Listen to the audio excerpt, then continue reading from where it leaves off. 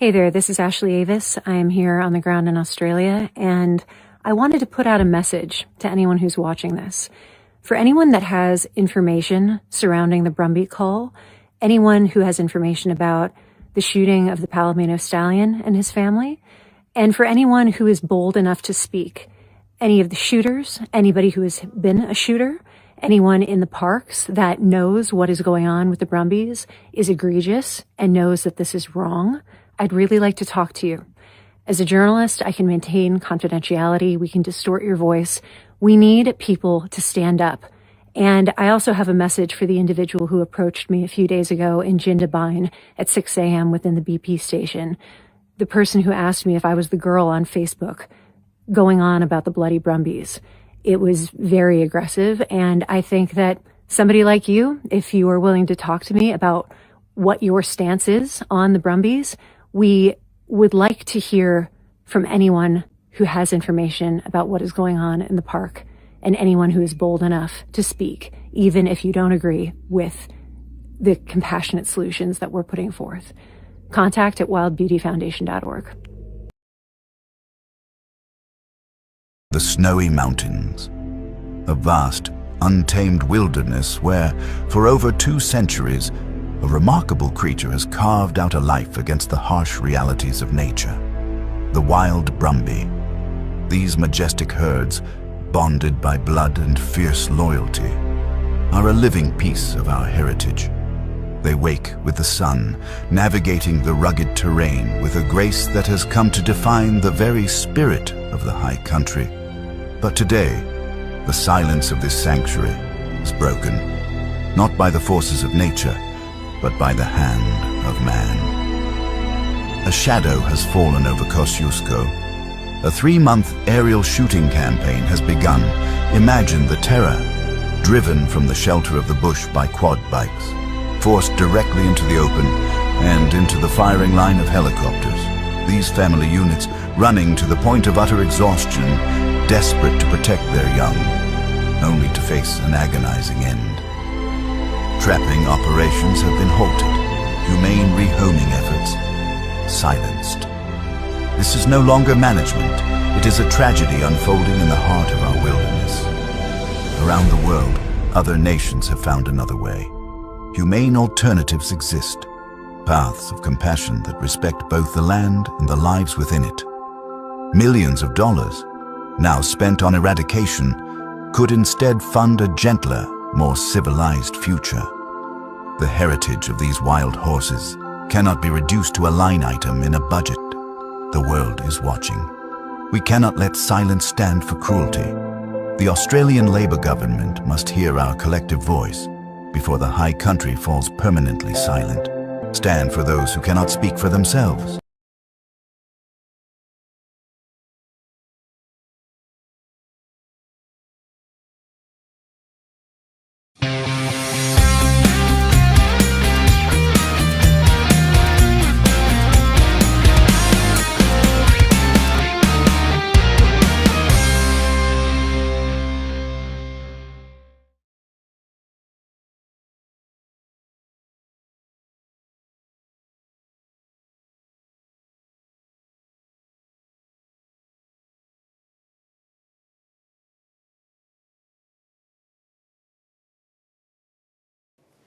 And welcome to the Country Telegraph. I've been sitting here waiting because we've had some issues with one of our guests, so we're not going to be able to put the 3 up. We're going to do two very good guests too, by the way. Before we get into the panel, a reduced panel at this stage, although we are looking for that third person at the moment. Before we get into that, I've noticed a few things.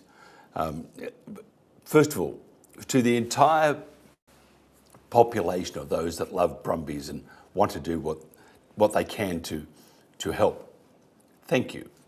That's all we can say. We're just like you, sort of not floundering, but working our way through, trying to work out how we can get our message over. How do we get the message over to the greater population?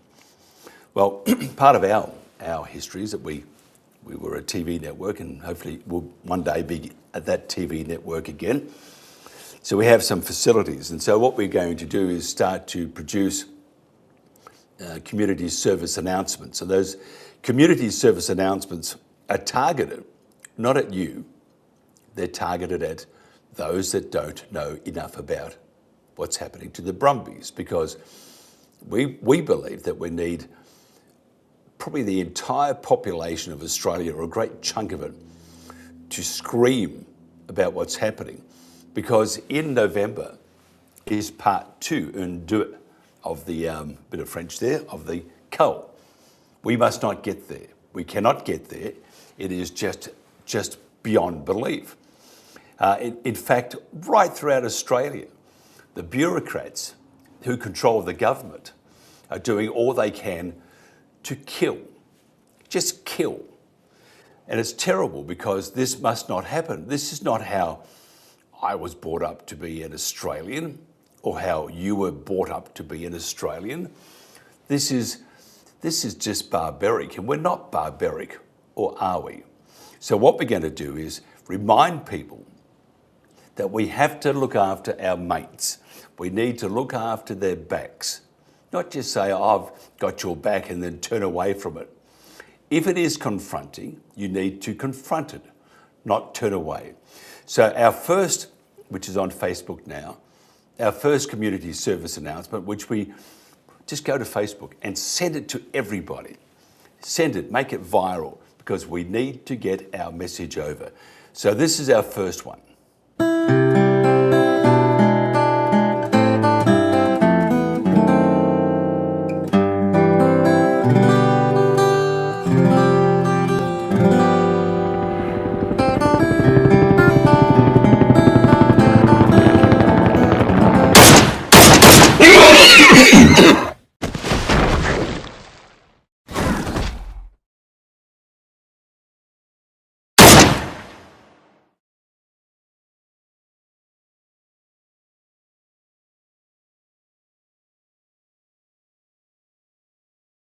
There we are, look at that, just like that.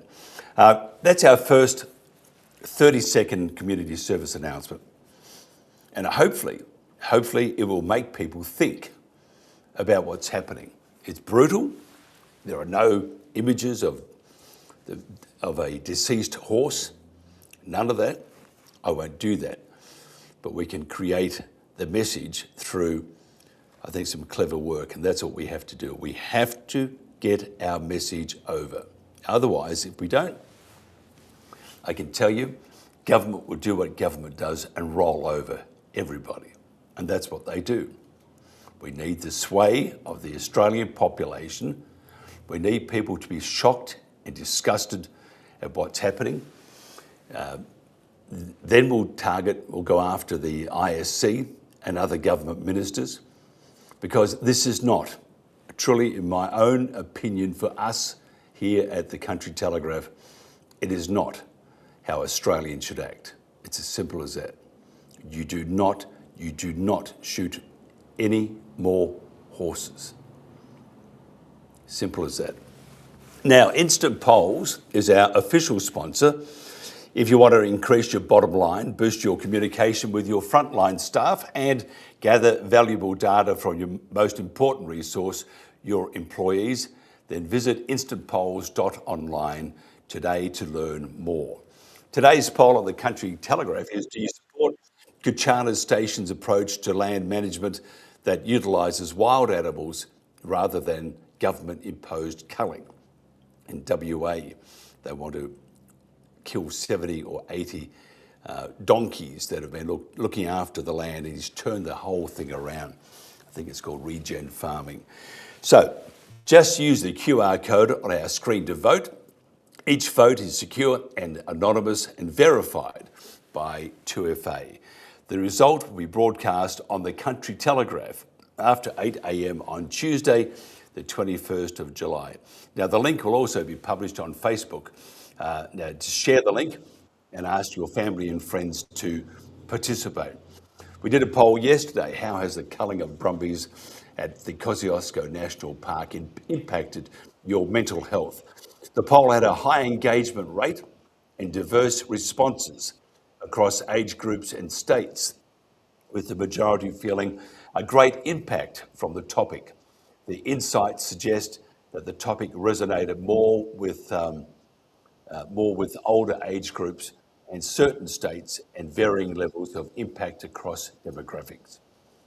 The majority of respondents yesterday, 68.42%, indicated that the topic had a great impact on them.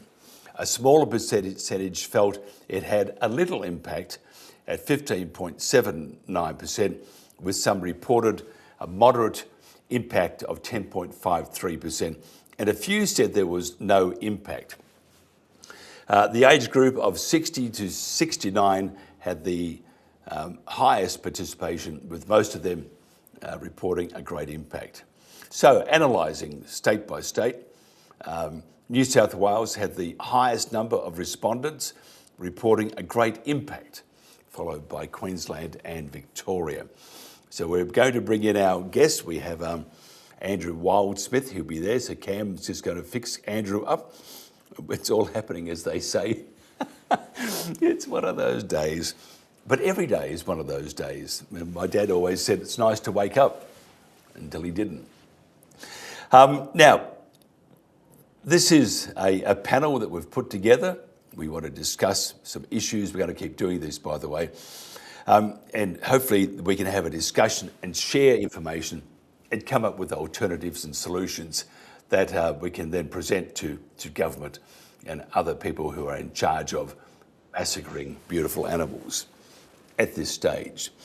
The New South Wales Government has created a hell of a problem for itself. Exceedingly cruel and unethical methods for culling brumbies in the Kosciuszko National Park are creating growing community backlash and irreparable damage to their reputation, alongside serious questions about transparency and lack of evidence-based decision-making.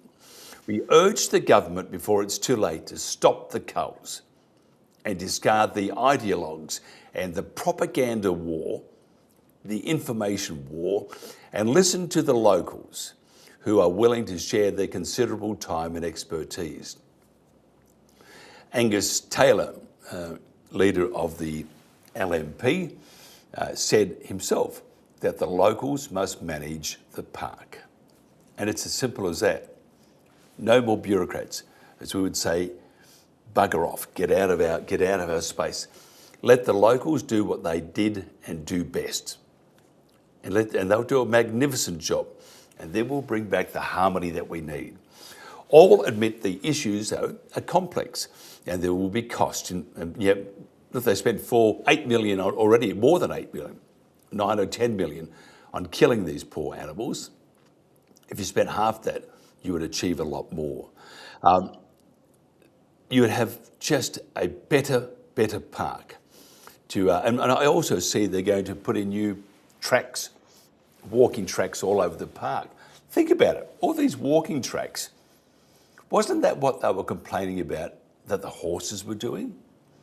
But we're going to spend millions and millions and millions to put in new tracks, which will destroy the environment. The horses have been doing their minimal tracking, not destroying the environment, and we're going to kill them. So there has to be other things at play.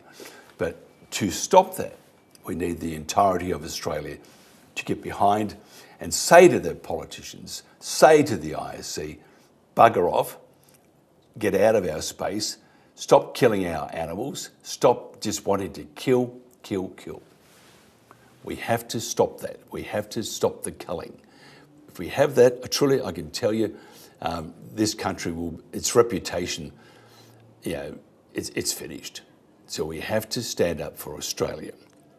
Our panel, the first of many, will bring together knowledgeable people who can offer practical solutions for managing our brumbies to achieve the outcomes desired by all decent Australians. The government just needs to start listening. Cam, you're driving this ship, so I presume let me have a look where we're at, because I don't know what we're doing at the moment. Cam, if you could just bring in the big 4-up, because we have Andrew here. That's just good. There, no, that's the wrong 4-up. We got the other one with the picture of the horse. That one, which I spent all morning making. Anyway, yeah, and Cam is now about to put that in, I would imagine. Thank you, Cam. You'll go to heaven. No, you won't. Okay.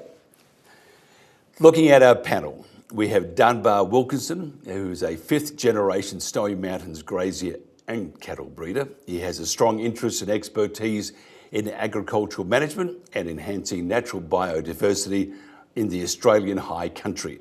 Dunbar is a former horsebreaker, stockman, drover, bull catcher, and for 20 years was captain and senior deputy for his local bushfire brigade. Dunbar, thank you very much for joining us.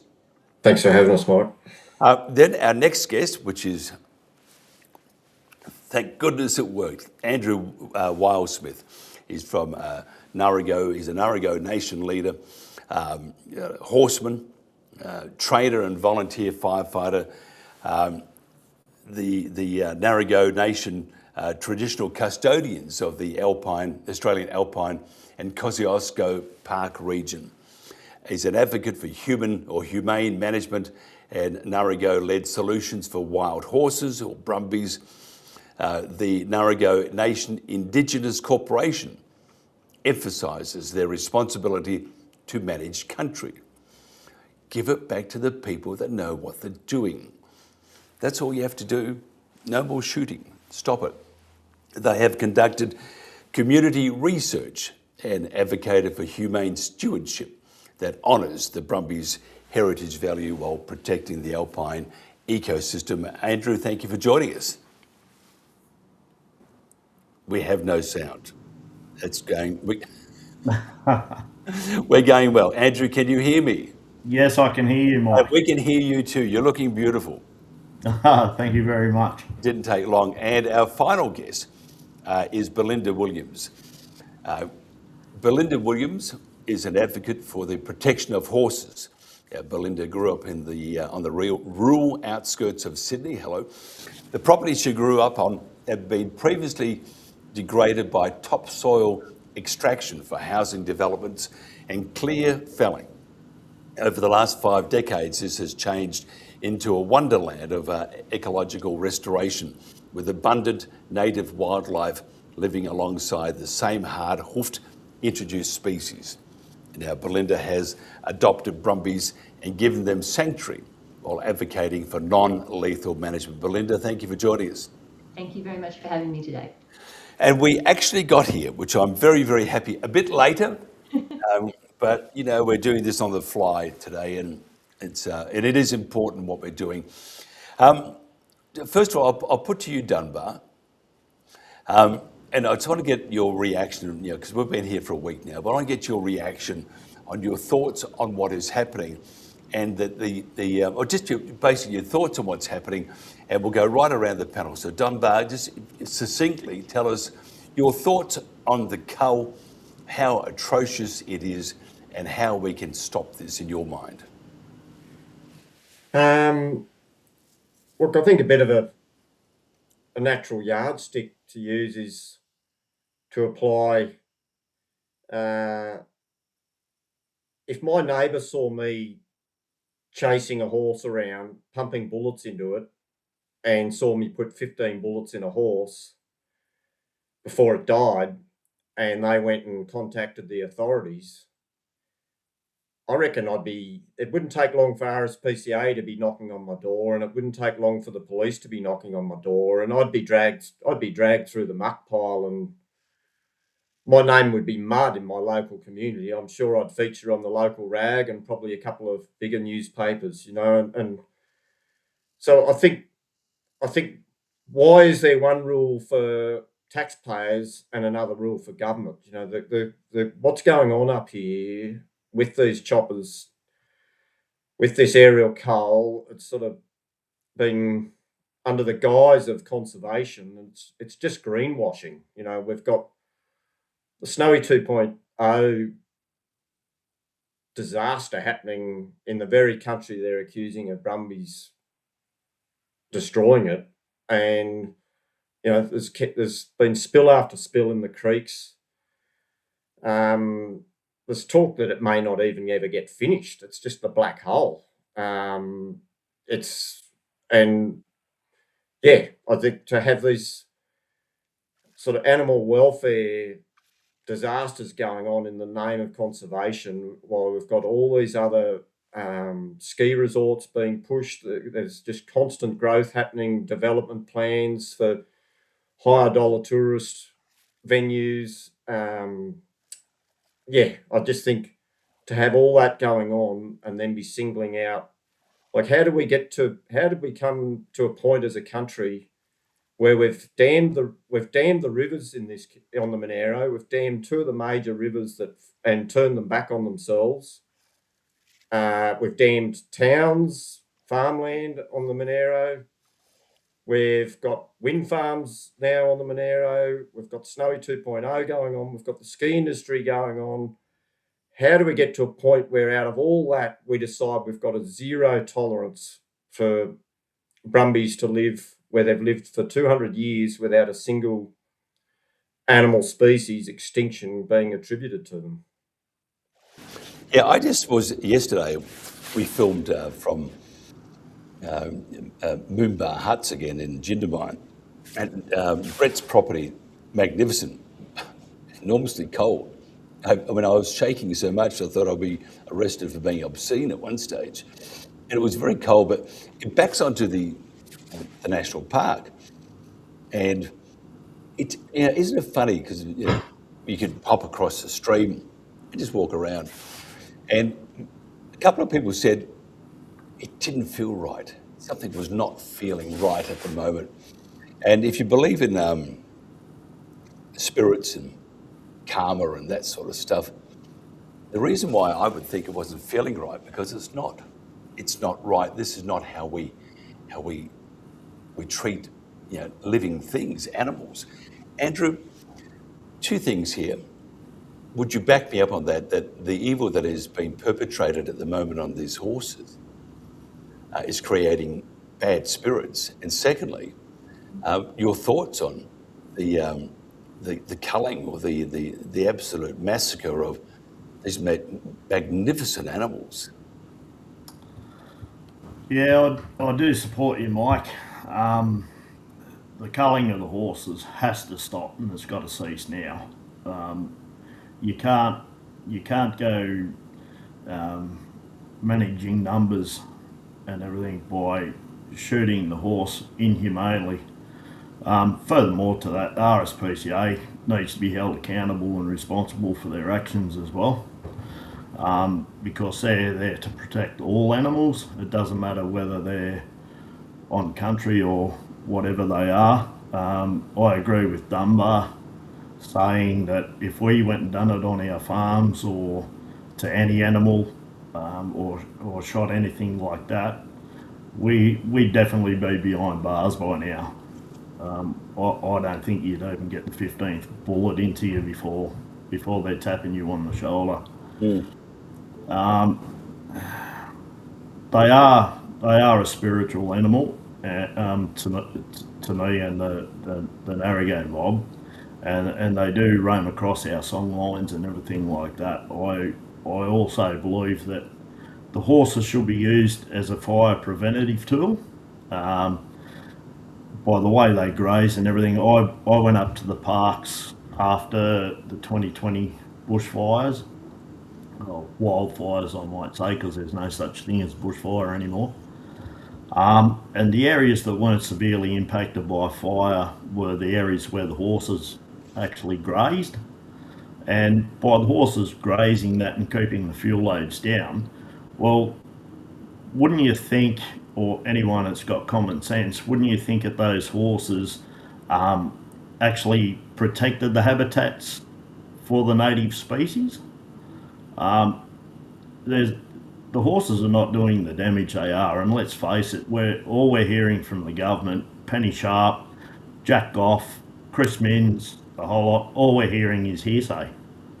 They got no actual or factual information that supports their propaganda and their false and misleading information, and it's just lies, and that's got to stop. It's not a way forward, and they got to start getting back to the basics of it. They don't understand animals. They don't understand the environment, and they definitely don't understand the heritage, culture and value of the Narragain people or that of the people of the mountains. So they have to stop disrespecting everyone as a whole. And they do. Belinda, what's your thoughts? Well, I come from a different place than the two lovely gentlemen who spoke before me. I come from the city. I'm a city girl. You know, even though I grew up on a farm, I learned to shoot when I was a young child. I have done all the things that country kids did. I also saw the city side. And having spent a lot of time going to Parliament House and sitting outside and talking to people, I'm really confused by the disconnect that you see in today's society. I have texts that go back 200 years about horse care, and there is not one text that says you can destroy a horse by shooting it through the back or through the thorax. Every single text will draw a line from one side to the other, and they'll make an X, and that is where you shoot a horse, straight through the head. There is nothing that says anything they are doing there is humane, and yet when you talk to people about this, their general response is, we have to keep the horses off Kosciuszko. We have to keep them off the mountain. I've been up there, I've seen the horses. But that's not true. You know that's not true. The horses are not found in those areas. They're found in montane and subalpine areas of the park. They're found in areas that have been subject to previous development by people in terms of a civil, a whole settlement in Kyandra, goldfields, grazing leases. They're not in the sensitive areas. But then they say, no, they have to go. And however the government says to do it is fine. And I can't understand that disconnect when we're living in a society that is meant to be so compassionate towards so many needs of other people, why we can't extend that to a group of animals that are not proven to be doing anything wrong. Yeah, I have to say, Dunbar, that the ignorance, and it's not, I'm not saying that they're dumb or stupid, but the ignorance, and that's what it is, on what really is happening. And that's because the ISC, for example, they're very clever in what they do. They use the same methods basically as they used in the days of COVID. And whether you agree with what went down or not, you will have to agree that the methods they use are very effective. They're called an information operation, and they present particular pieces of information that will sort of support each other, and therefore you have this narrative that the vein just runs through all correspondence, video, and so forth. And that's what's happened right now, isn't it, Dunbar? The people think that the horses are doing this terrible damage, and they're not. When you deal with the public quite often, tell me when you deal with the public. I'm pretty lucky like that. I deal with livestock, so I find people with very different cattle to work to actual cattle. You know, I get to work with livestock. What you see is what you get with animals. With people, it can be, it can be a bit trickier than that. But we do need to, because the information, and that's why we saw that that community service announcement before. We have to do what they're doing, but the difference is we're telling the truth. There is no information operation in what we're doing. We're just going to tell people that this is what Jack Goff or the ISC, and you are right, we were talking before off camera how we should not focus so much on Jack Goff, because we lose fact, we lose our impact on trying to save the horses, and that's what we're trying to do. And it's not just because we want to save an animal, which we should. It's because these animals are so important to our history of Australia. And if you want to move forward, in my humble opinion, move forward to a better place, you have to acknowledge your history. Bad history and good history. But you have to acknowledge that and not try and rewrite it. Where do we go from here? Well, I think, I agree with you. I think if you don't learn and acknowledge from history, you've got a very good chance of repeating the mistakes of the past, and I think this is a pretty good example of that, in that I think most people in Australia had started to think we were becoming a fairly civilized country, and there's things that happened in our past that no one's too proud of. There's things that's happened in our past that we can be proud of, but this to be going down this track, I think in this so-called age of being civilized, I mean, it's just crazy, like you say, the disconnect. But I think aside from these animals being really important to us, to Australia, well, to some Australians, culturally, I'd feel really strongly that they're very important to have in that environment up there for, as Andrew said, for fire mitigation, which I feel they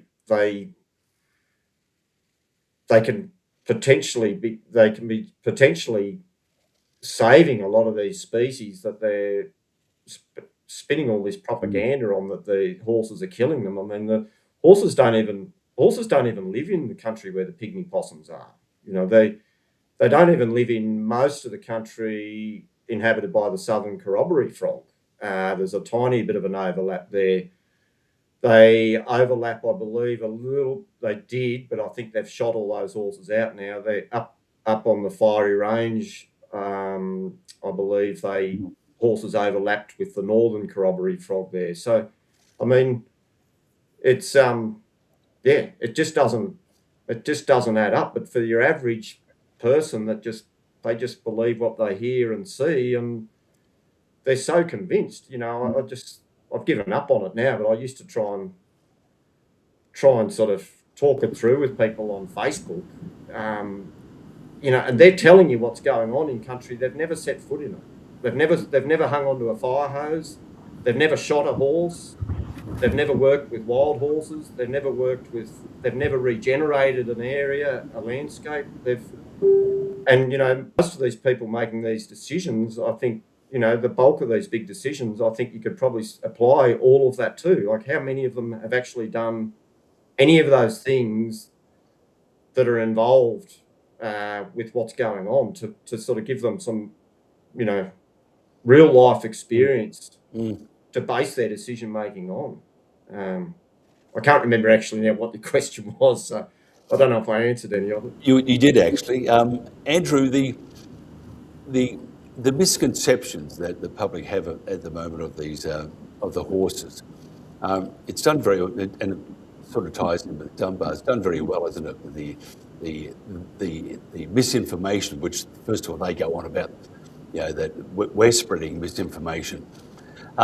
First of all, has the ISC or have the government had any interaction with you?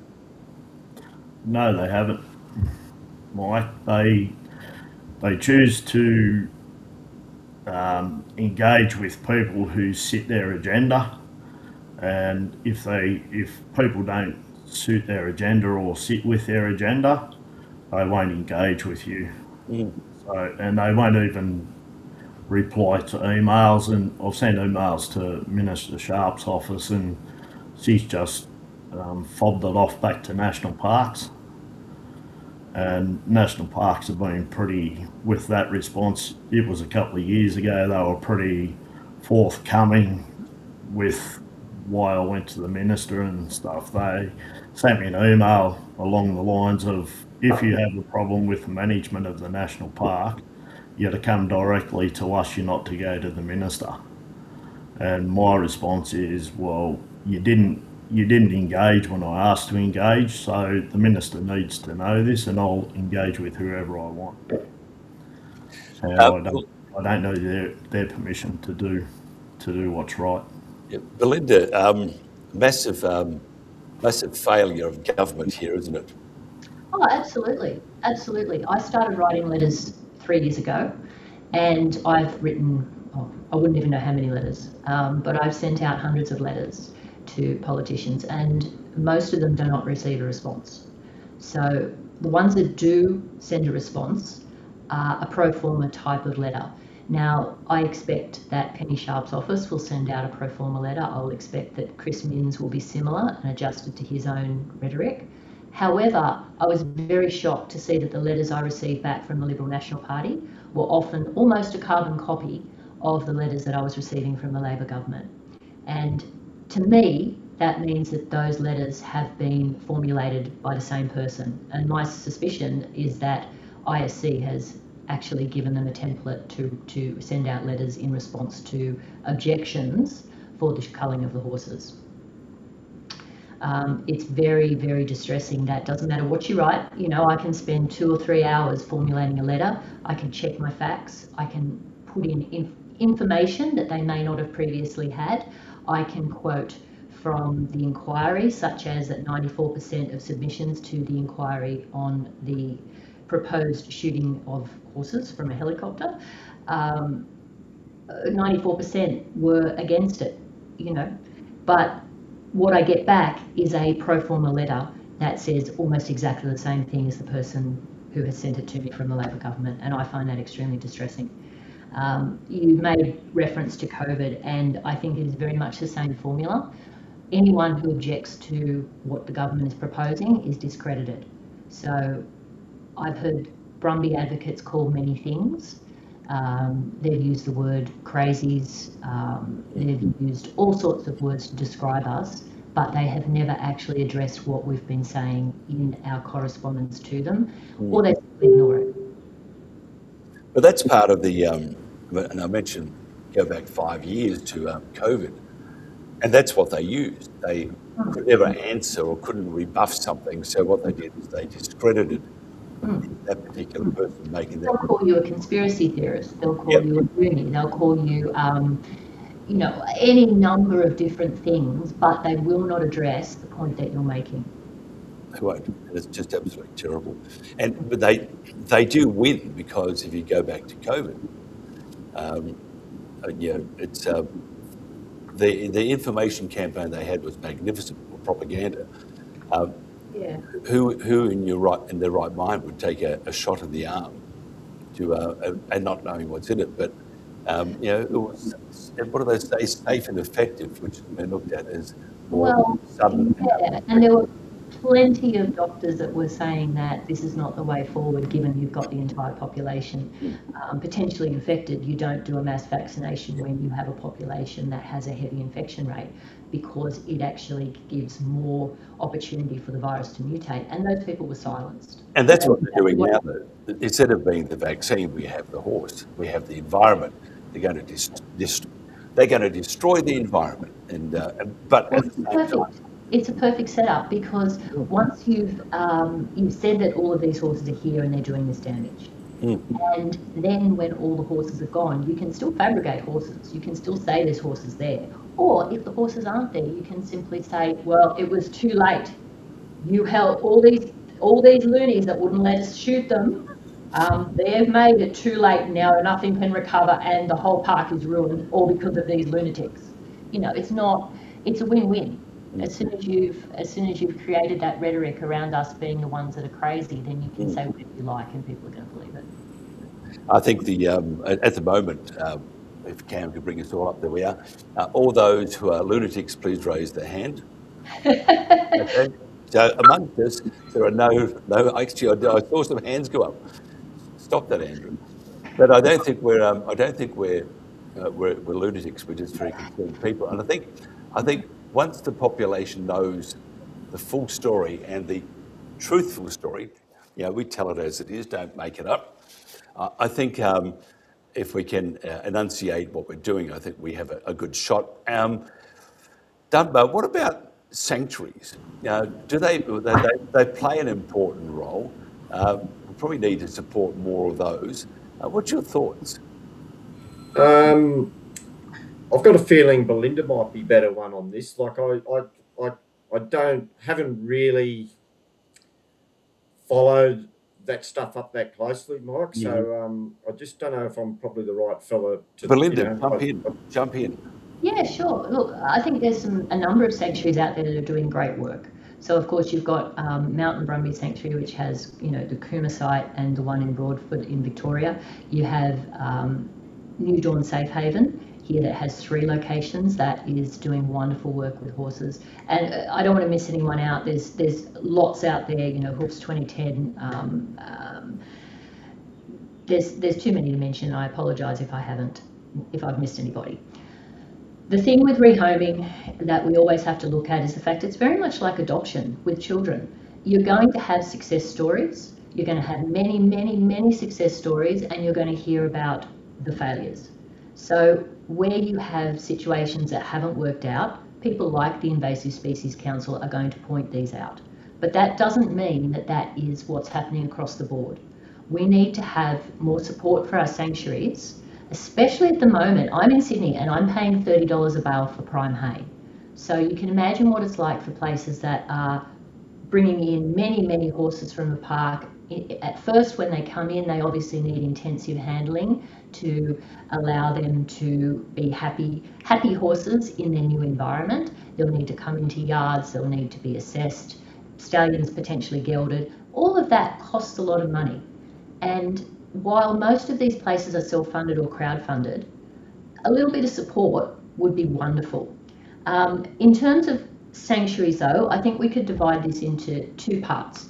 So I think that Andrew and the Narragansett people have put forward a proposal to have an area of the park set aside for horses, such as the lower areas like down in Kyandra that already have a significant part of the horse population residing there anyway. If we had something like 10,000 acres in that lower part of Kosciuszko, it would equal about 4,000 hectares, or about 0.5% of the entire park. We could do a significant amount to actually manage the horse population and make it a wonderful, exciting and vibrant tourist area. I don't know exactly what Andrew's proposal had, or the location of Andrew's proposal, but I think it would be something along those lines. I know that other people, such as Jenny Cole, have put forward proposals to the state government and it has been ignored. She has Umbango South, and she has done amazing work in a very short period of time. I really believe that the government needs to take lethal management off the table and start to engage with all of the stakeholders around the park that are dealing with the horses on a first-hand basis, instead of dealing with people who have absolutely no idea how to handle a horse, absolutely no idea what it takes to maintain a horse, and clearly no idea what it takes to humanely euthanize a horse. Get rid of these people. And I mean ISC, I mean Reclaim Cosy, I mean Penny Sharp. What we need to be doing is actually speaking to the people that are going to do the work and allowing them to do it. Andrew, what do you think? What do you think of the idea?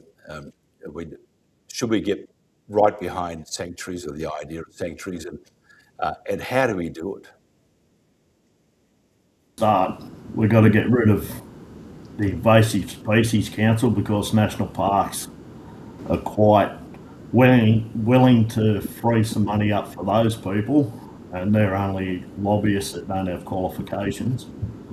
So that money should be given to the rehomes so they can make the sanctuaries and the rehomers and that more beneficial and less cost effective, I suppose, by giving them money so they can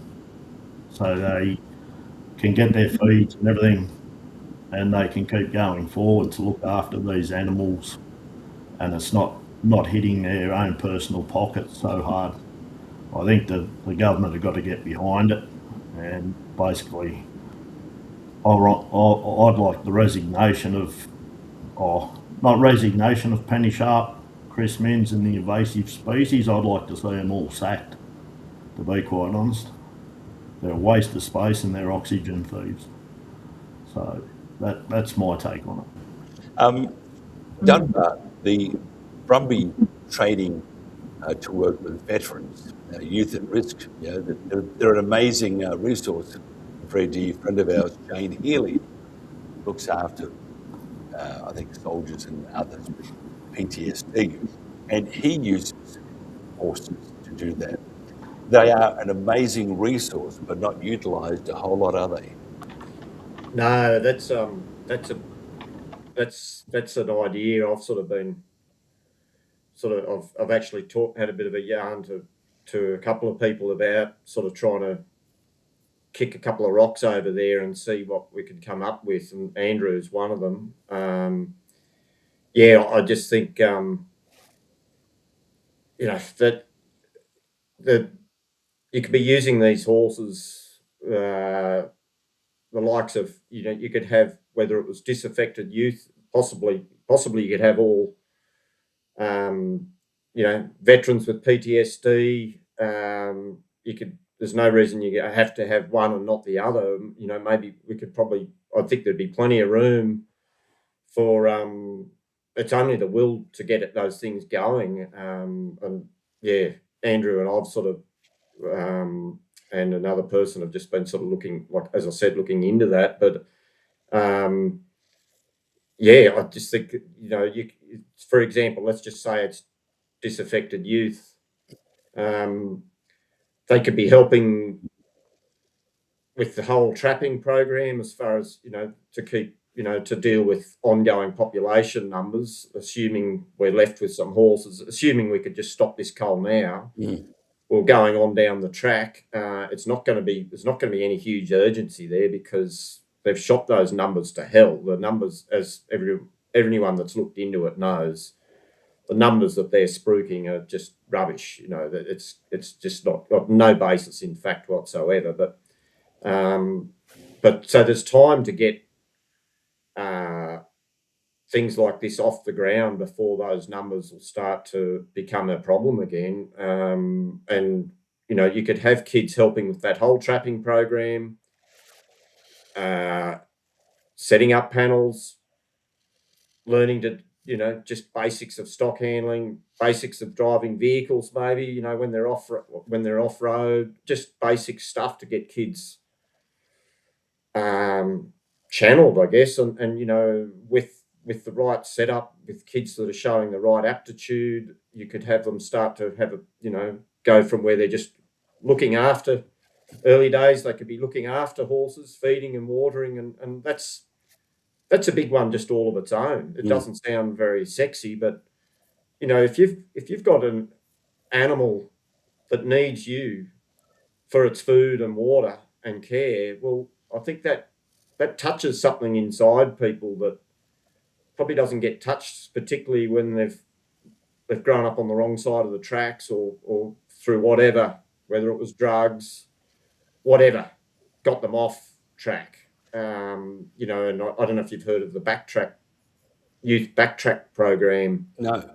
Up north. That's been working. I think they've done a little bit with horses, and they work with dogs, and they get these kids out in the bush with good mentors to help them, start to learn to track, teaching them bush skills, But as these kids developed, if they show the kids that are showing the right sort of potential and attitude, then you could move them up the chain where they're handling horses and getting to the top of the hill where they're learning to break in these horses and riding these horses, and then then the value added to these horses, where they're going to be a very viable concern to your value added to them. They're going to be an attractive proposition to potential buyers. They're a horse ready to go on with, and you've done something that's brought a community together to do positive things, bringing a community together to work towards a positive goal, instead of where we're at now, where it's just dividing the community down the line and causing a lot of heartache within the community, and a hell of a lot of pain and suffering in the horse world. Andrew, tell me, first of all, how can government include everyone in the solution after they get rid of the ISC, which has to happen as soon as possible? The Narragansett Nation can get involved in what Dunbar's talking about, can't it? And actually, we are heading towards a much better solution. Yeah, exactly. The government need to come to the table and sit with us, and we can work with the people of the mountains like Dunbar and your Shannon Byrne and Lisa Corwell and people like that, we can all work together to make it better, and we need to have our land given back to us to have a horse handling facility there, and where the people can come and they can handle the horses or just sit with the horses for whatever reason. Emergency service personnel, be it a firefighter, police officer or ambulance or something, they can, because they suffer with PTSD too, and they can come there and help at the horse handling facility as well. And there's a better way forward, and we're happy to lead that way if we can, providing we got support and everything from the people. I don't know how we're going to get them to the table. I suppose we just got to keep calling them out on their injustice and their killing Mother Earth for money. And if the horses made as much money for the government as Snowy 2's going to, and the snowfields and all those, you're travelling through the park and you got to pay at the gate and everything. If the horses made that much money like those things do for the government, I highly doubt we'd even be having this conversation. And I also believe in another 20 years, if we don't do nothing about it, it'll all be privatised and there won't be any national parks. And they just got to come to the table, and they got to follow their own IATSIS map, which is a government map, and it shows the land belonging to each individual mob. And they can't have other mobs talking on behalf of Narrego or for the Narrego people. The Narrego are quite capable of speaking on our behalf, and the elders are as well, and they can't continue going down these lines. They're trying to not just eradicate the heritage, values and culture of the mountain people and the people of Australia, they're trying to eradicate, and they want to eradicate, the Narrego's heritage, values and cultures as well. And the way I'm seeing it going at the moment, that's exactly what they're doing, and they're not going to stop until they go for total eradication, and that's including the horse. And this is disrespect to mob, it's disrespectful to country, and it can't keep continuing on. And I'm not going to sit back anymore and be the nice guy and everything like that. I've got to take the emotion out of it, because I can get pretty emotional about this. But it's heartbreaking, isn't it? Yes, it is. And we have to be careful, because it doesn't look good, two grown men welling up and bawling their eyes out. And it's very easy to do that, because it's a very sad place we're at the moment, and we've got to stop that. But Linda, would you like to add to what Andrew just said?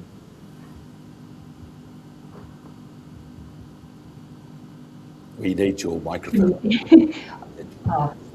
you go, I'm unmuted, thank you. I do have experience with working with Indigenous communities, and I found it to be very disturbing that the government only seems to follow those ones that are loud and vocal. And I've said right from the start that it seems to be it's very well noted that they have been ignoring the voice of the Narrego in deference to someone like Richard Swain, who has visited the park and obviously is allowed to go and say something, but he is certainly not from that area. And I think it's just simply part of the agenda. They've picked someone who is willing to spruik on their behalf, and so they'll listen to that person. And I think that's disgusting. We've got a government here that wants reconciliation, it wants us to say sorry, it wants us to do all these things, yet it silences those that come from a particular area that have an opinion. So I'm absolutely on side there with Andrew in saying that the government needs to step up its game and speak to the people that actually know what they're talking about in regards to that particular part of Australia.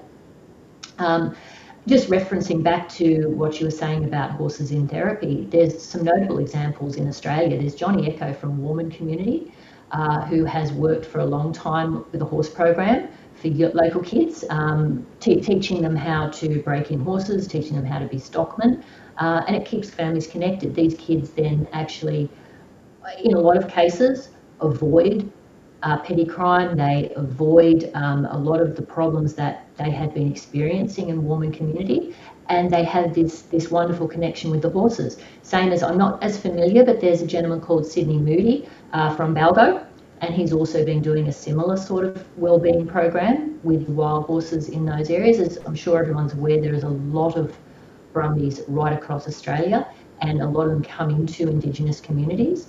So in New South Wales, of course, we didn't have aerial culling, but across the Northern Territory, it's an everyday occurrence, which I'd like to see stopped.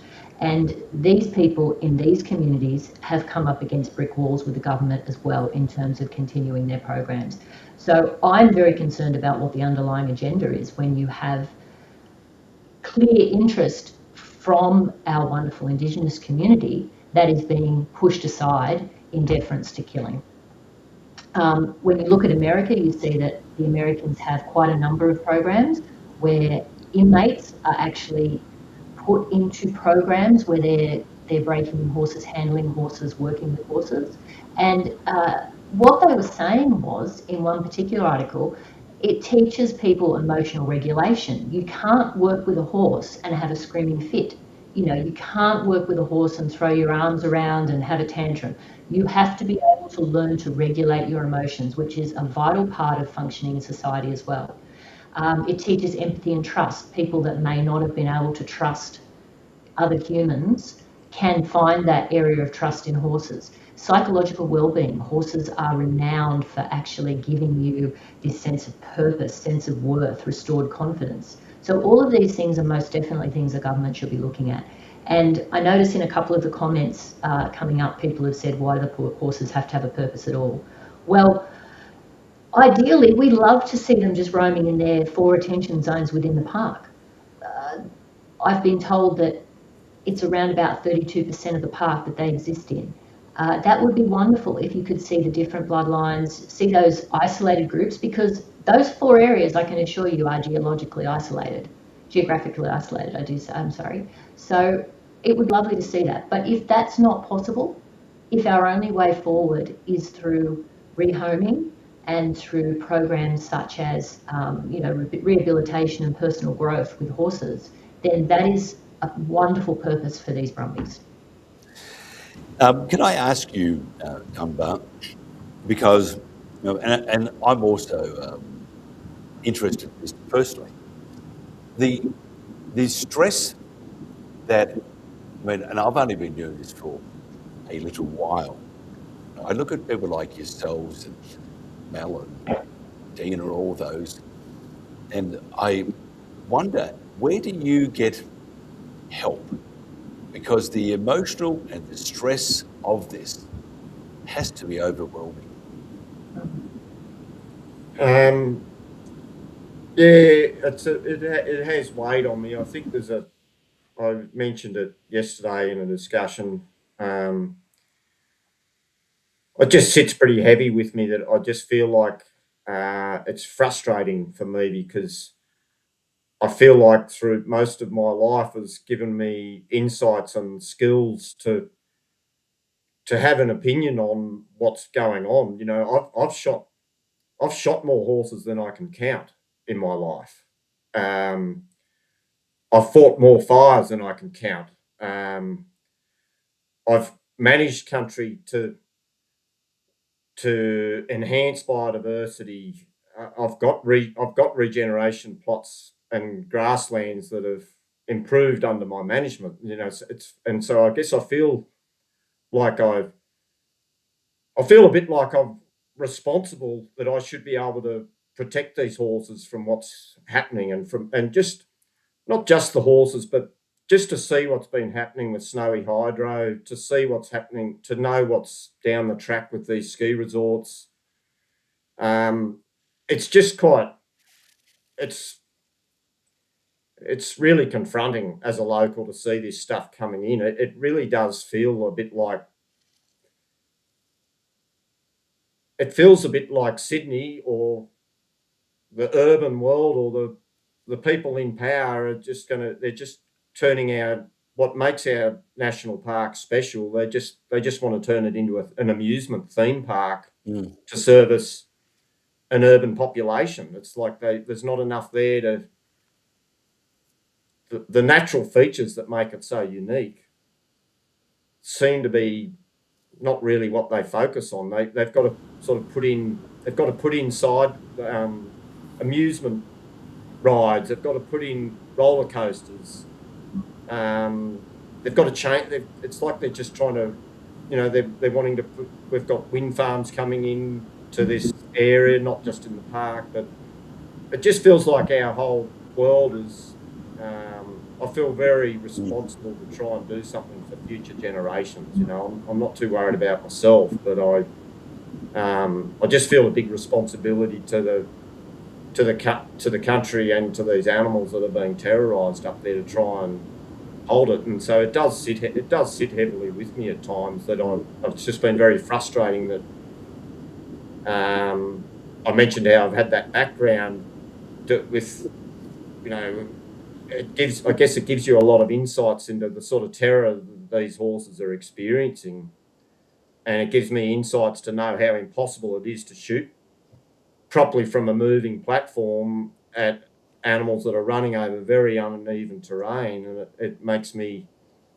I'm very aware of the damage that these helicopters that is happening to these horses, aside from the bullets being run through this rugged terrain, through bogs, through timber when they can hardly when they're leg weary and they can hardly run any further, and they're being pushed by a machine that can go 20 times faster than them, that has no boundaries on stamina. It's not having to go through the rugged terrain they're going. So the amount of mechanical advantage there to just terrorise these horses. I've had calls. I've been called by people to ask me to go and shoot a horse up there with a smashed shoulder in amongst the cull. Not this time round, but last cull back in 24 or whatever. There was another video I saw of a horse with a smashed back leg. I just saw a video. I haven't double checked, but I think I saw a video just this morning that I think was taken yesterday of a horse that was having a job to walk. The horses that are dying these terrible deaths from bullets, that's only part of the equation. All these horses that are getting left that didn't cop the bullets, or some of them have copped bullets and are still alive too, but even the ones that haven't, the damage that's being inflicted on these horses is it's shocking, and the day I had that call from someone asking, that was someone that barely knew me. I met them at the first protest I went to up in Canberra, and they had my number. And,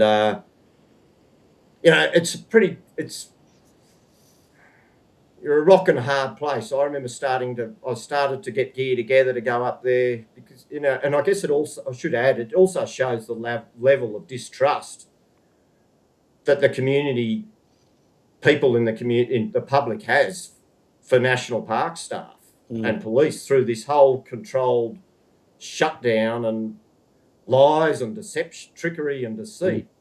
It just shows you that level of distrust, that this concerned person didn't feel they could ring national parks and trust that the right thing would happen. They called on someone they barely knew, and I started throwing gear together. And then I had sheep fresh off shears. They needed feeding. They needed attention. And it was, that was sort of like a pretty frustrating spot to be in for me. Like I had hundreds of my own stock that were at jeopardy if I went to go and do the right thing by one animal, And so in the end, I thought, you just got to weigh it up. There's hundreds of animals are going to be suffering. Their welfare is going to be suffering if I go to do this one job. So in the end, I stayed home but you don't forget that stuff. Like you get, I go to, you see those animals, they're limping around till they perish, till they die. They're not going to come right. They're going to try and stick with their mob as best they can, or whether they're on their own. that's a horrible end, you know, and then they'll probably get chewed up by pigs or dogs when they can't get up. You know, that's their end. So that's not a very nice thing to turn your back. It wasn't a nice feeling to turn my back on that, you know, and I could see this lame horse there I just spotted on the video this morning. Once again, who's going to deal with that? Does anyone have any confidence in national parks going to go out and do the right thing by that horse? Like, I don't. If I go up there today and go and shoot that horse, if I get caught up there with a firearm, exactly. You know, we can see where that's headed. Don't worry, we'll come and visit. Sorry? Don't worry, I'll come and visit you. Bring me some scones. Yeah. A scotch and scones. Andrew, because we are going to wrap this up now because we've gone a bit over time and a late start, so I apologise. You know, we're looking for solutions. We do have some ideas, but as we said at the onset of this discussion, it's very complex. It's hugely complex. What isn't complex, Andrew, is the level of cruelty and the level of ignorance from the ISC and the state government. And by the way, it's such a huge issue.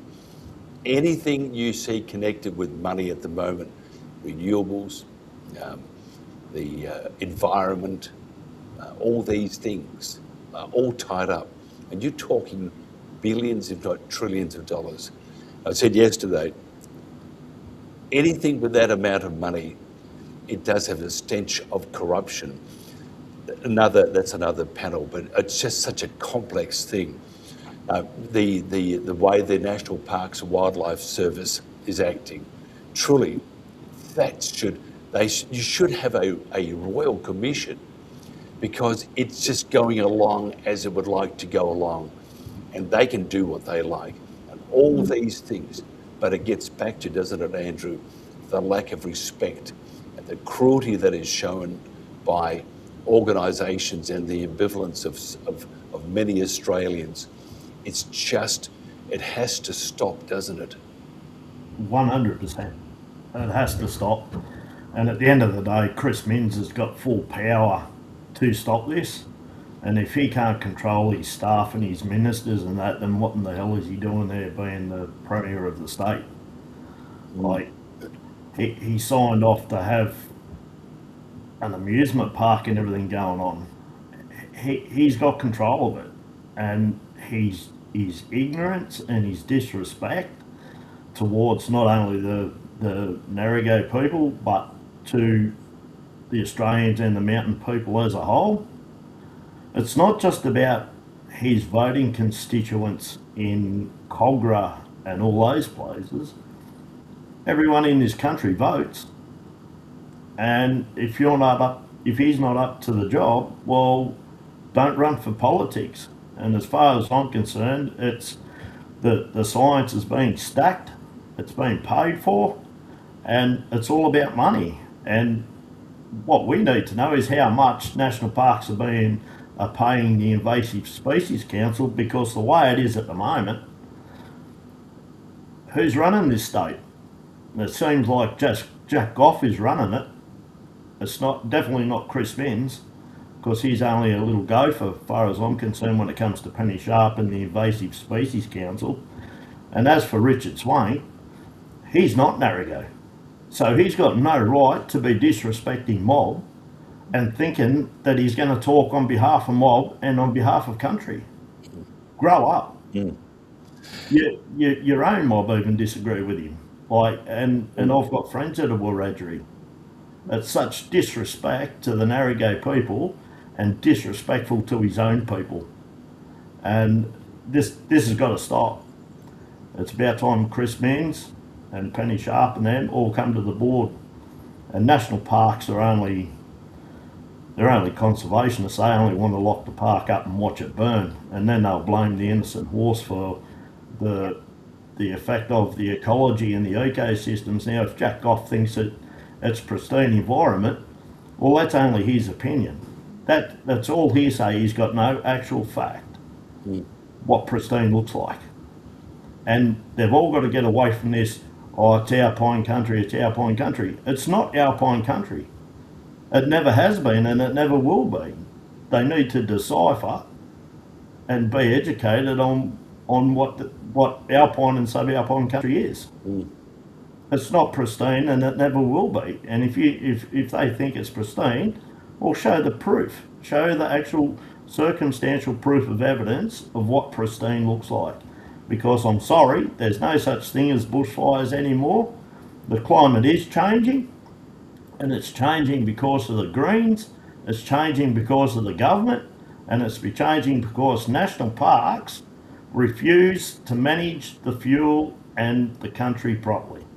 All they're doing is killing country and killing the horses and everything on it, and that is despicable. And I agree with you 100%. There needs to be a royal commission into this, and I think it's about time the Governor-General of New South Wales starts stepping up and doing her job properly, because she can't be sitting around the table and drinking coffee or cups of tea and being blindsided by all this. She's got to stand and she can stop it. It has that stench of corruption. And unfortunately, innocent lives, those beautiful horses and people affected to those horses are being destroyed, all under the guise of saving the planet. It's absolute, as Jack Goff would say, I'll be a bit liberal with it, it's absolute horseshit.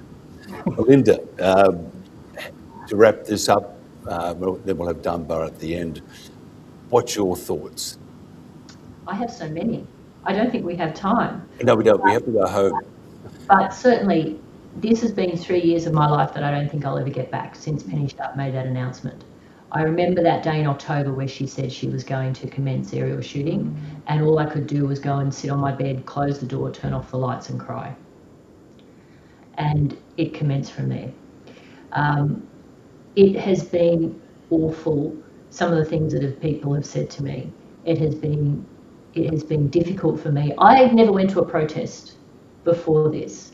It's been difficult for me to come out of my shell and load up the car and drive down to Parliament House and park in the Domain car park and drag my little cart up the hill and sit outside Parliament House and hold a banner saying stop shooting these horses. It's been hard for me to go and sit in Parliament and watch these. I mean, I can't think of a word. They're not people. Anybody that can sit in Parliament and play on their phone and laugh while stories of cruelty are read out is not human. You are a disconnected something else, I can't even say. But it's important for me to do that, to actually go and sit and watch these people that we're paying to run our lives laugh and giggle and play on their phones while we're pouring our hearts out about what's happening in that park. I will say that we do currently have a court case in progress. I'm sorry, I can't give you the dates off the top of my head, but I know that we lost the emergency injunction. However, there is still a court case in play, and we're hoping that something will come out of this. So if anybody does have original footage or information or anything, if they could please get into contact with, I'm sure they could send information to yourself at Country Telegraph or to me, Belinda Williams, on Facebook, or directly to Sharalia Hitchcock, who is helping with that. We still have a chance to stop the November cull. I can't really tell you just in a few minutes everything that's going through my head on this topic, but I'm not the only one out there. I'm not the only one who feels this to the bottom of their soul every day and knows that it's wrong and just doesn't know exactly what to do to fight it. It is such a complex issue, and Dunbar, I've gotten to know you pretty well, I think. I just want your hat. I mean, I was going to steal it, but then I saw those horses showing their teeth at me. That's my Dunbar's hat. I thought, oh, too big for me, but next time you'll be one day looking for it, and you'll see in the distance pair of legs running away with it on my head. There's a pretty strong unwritten rule in the bush about touching people's hats. You want to tread carefully, Mike. I am. I can run really fast. Just at the because it's. I have to tell you, it's very emotional. This Your final thoughts? Look, I don't know how well it splices in here, but it's something that I haven't quite got around to mentioning in any of the other interviews I've done. So maybe it's not such a bad thing to finish up on. I just, one of the most common things you'll hear is horses, they're hard hooves, they don't belong in Australia, they've got to go, full stop. I'd just like to point out, that sort of idea of conservation, it's very narrow, and it's pretty outdated. It's if you go back 40 odd thousand years ago, there was a lot of big megafauna getting around in Australia. There was a wombat weighing up to 3.5 tons, I believe. There was a giant kangaroo that weighed up around 260 kilograms, I think. I don't know if I'm getting the pronunciation right here, but it was called a prosoptodon, I think. And if you Google that or look up in Wikipedia or something, when they start describing it, they will say it had front feet on it like a horse. And those, I just done a little bit of checking on that. Those 3 main endangered species, and I'm sure I would be very surprised if that doesn't hold true with any of the other species up there in the national park. The corroboree frog, the broad-toothed rat, and the pygmy possum, like I said, not that that's really that relevant anyway to where the brumbies are, but I think the broad-toothed rat that definitely crosses over with the horses, but they cohabitated before those megafauna were wiped out, which that's still an unknown what caused that. Some people think it was the new Australians. Some think it was climate, but those species all cohabitated for many, many years with these big megafauna, and I think from what I've observed, I think horses are, and I've listened to scientists talk on this. One that comes to mind is Eric Lundgren, and I've been talking about trying to get him on your show with Jenny. There's some fascinating stuff there about the parallels of that horses are the perfect replacement for these megafauna in the environments where those megafauna used to be and have disappeared, So, yeah, I just think that's a little bit of trivia. And it's you finally got that out, because I know you've been trying, but I don't know how many times we finally did it. So we eventually got there. Look, I want to thank you, Dunbar, Andrew, and Belinda, for being part of this panel. It is enormously complex. What isn't complex is that humans don't act this way. Australians don't act this way. And if we continue to do so, anybody who supports this, I'll say bluntly, bugger off, get out of this country. We have to have each other's back. And whether you like a horse or not, whether you like a dog or a cat, but if you like a horse or not, they have an important part of our history. They deserve the respect, and they deserve to be looked after. So that's about it. As you can hear, it's Andrew. You and I could have bawled our eyes out together. I'm not going to do that, but I think we have such an important issue here. Dunbar, Andrew, Belinda, I thank you from the bottom of my heart. Thank you so much. Thank you so much. And that's it. That's about it, folks. Now, before we go, I want to play you one more time this spot. Now, I sat on it for weeks because I thought it was so straight to the point, and I think it's important that we get this out, we share, we make sure that the population knows what's at stake. I'll come back to you after this. This is that spot. Go to our Facebook page, YouTube channel, push it, because we have to, forever and ever, no more killing. It is just so barbaric, and It's barbaric beyond all comprehension. And this is not who I am. It's not who our guests are. It should not be who you are. We have to do what is right. So I'll play this spot. I'll come back, a few thank yous, and hopefully we can all make a difference. And if we all work together, we can.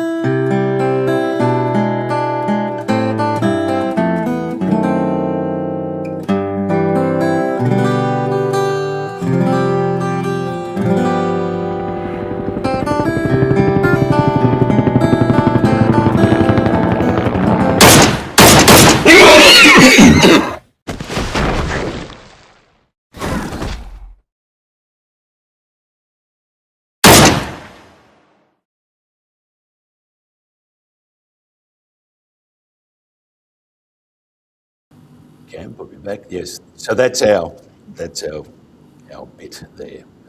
We need to get that out and start doing the right thing. Start making an impression, having an impact. I've just got to thank everybody this week. Thank Peter Cochrane for the use of his guzzling machine. Never gone through this. We've got a little MX small car. It doesn't use much fuel. This thing, incredible. I put enough in for one day that would have got me by for about 3 months. But Peter Cochrane, you're brilliant. Auntie Joan, we'll talk to you down the track. For all the others, Mel, I'll forget names. There's Mel and Dean. Just too many. I have to say that you have made this a huge success, I think. We also have to thank Norman. Now, Norman, remember that film where they check in, don't check out? It was the guy who ran it was Norman. That thing, with the shower scene with the knife. Norman is nothing like that. He's a magnificent person. The property that Norman has is the Cooma Motor Lodge, and it has blistering internet. The bed was comfortable. He was just brilliant. So if you, and in 6 Sharp Street, and just around the corner from these little mobile restaurants. I've got to tell you, we had Japanese last night. Magnificent. So Norman, we are indebted to you also. So thank you so much for your time and your consideration. And thank you to everybody. I think it's been a real educational experience, and I appreciate it beyond all belief. So thank you. So that's about it. I will leave you with one song, which we've played every day, and I think we need to take stock of who we are and where we're going, because at the moment we don't know who we are, and we're going to hell in a handbasket, as they would say. So thank you again. This has been a special, we'll do more of these by the way, but this has been a special program for the Country Telegraph. Until nothing on Monday, we're driving back, so we'll see you on Tuesday for breakfast. I just love getting up early.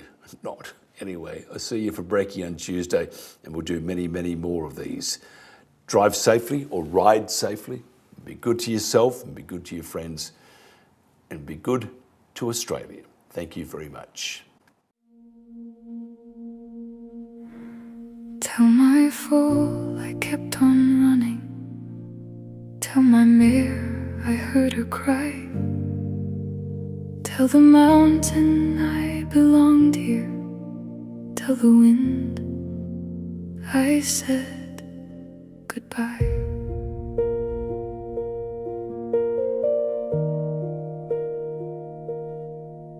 Brumby hoofprints etched for generations in the snow. I've watched the foals become the mares, the stallions old and slow. Here in the snowy mountains where my life began, across hills, ridges and open plains my fellow brumbies ran. I've led them through winter storms, drought and summer rain. but I can't outrun what follows now. Shield my family from this pain.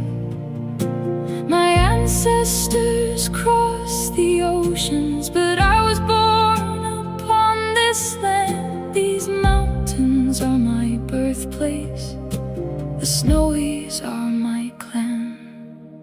These mountains hold our memories, our family history. If home is where you're raised, then this is where we should be. Tell my foe I kept on running. Tell my mare I heard her cry. Tell the mountain I belonged here. Tell the wind I said goodbye. Stay close beside me, little one. The thunder isn't rain. The sky itself is hunting us, and I cannot stop the pain. I gather those I love and turn to face the sound. Though every instinct tells me run, there's nowhere left for us now. These mountains hold our memories, our family history. If home is where you're raised, then this is where we should be.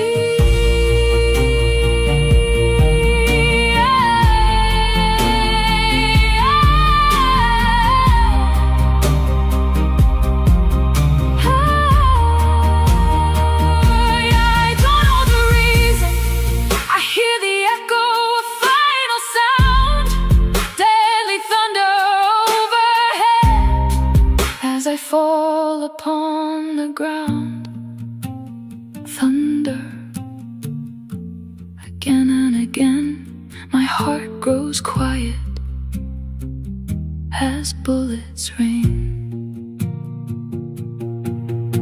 I thought I had more seasons, more rivers left to roam, more sunrises with my Kosciuszko clan before the mountains called me home. Tell them I was born here, my grandfathers fought their wars. Remind them that this was our home. The snowy mountains were ours. Tell my foe I knew her fear. Tell my mare I heard her call.